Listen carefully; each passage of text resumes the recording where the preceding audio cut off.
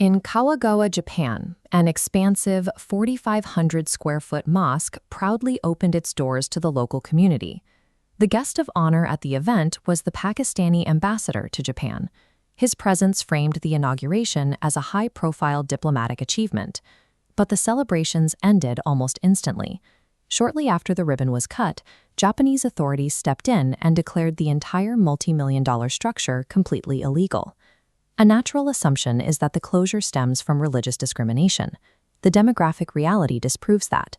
Japan is currently home to hundreds of thousands of Muslims, with fully permitted mosques operating openly and legally across the country.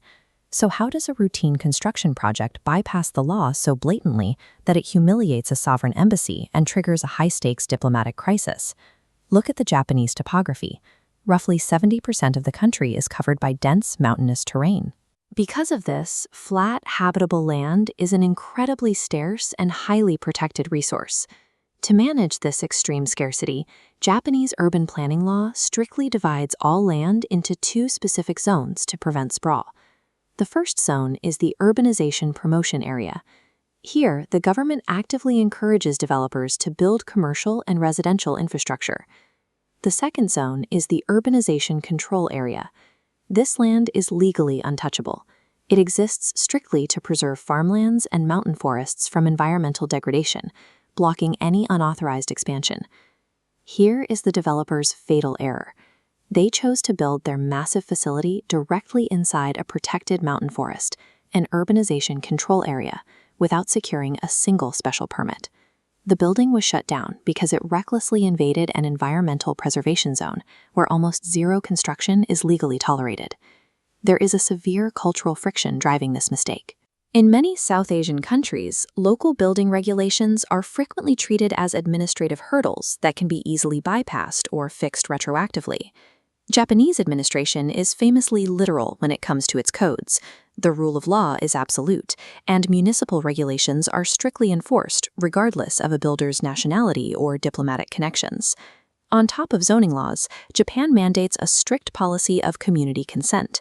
Any large development project requires rigorous environmental reviews and the explicit prior approval of the surrounding local neighborhood.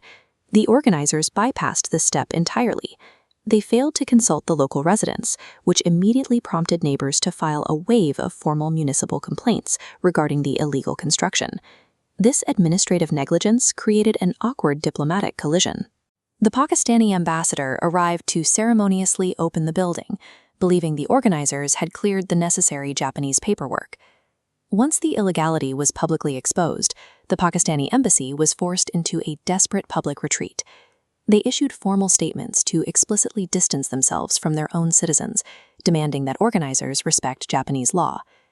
The usual tactic of begging for retroactive legal approval is entirely off the table in a Japanese municipal dispute. The local Japanese citizens refuse to compromise. Their concern is that allowing an illegal, unpermitted structure to stand would set a dangerous legal precedent, essentially rewarding developers who break the law. Because of this firm local opposition and the severity of the zoning violation, the highly probable verdict is the complete physical demolition of the newly inaugurated site.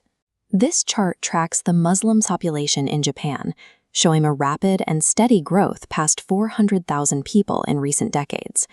Japan is not shutting out immigration. Successful, legal integration happens continuously.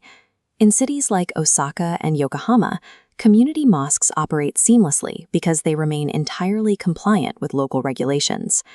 The Kawagoe incident stands in stark contrast to those successes. It serves as a harsh global lesson in the rules of diaspora diplomacy. Honoring a host nation's bureaucratic laws is the foundation of a community's reputation. In this case, a single local zoning violation forced a sovereign embassy into a public apology, proving that municipal compliance and international standing are deeply linked.